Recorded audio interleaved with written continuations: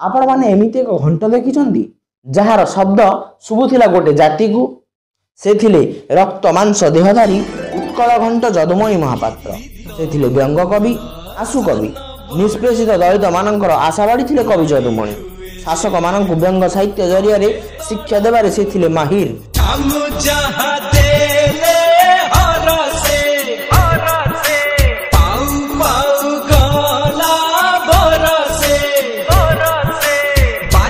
बाछी करी देले पड़िया श्रावण मासरे भांगे नड़िया एमंत भूमि चाखुंडा बुणीले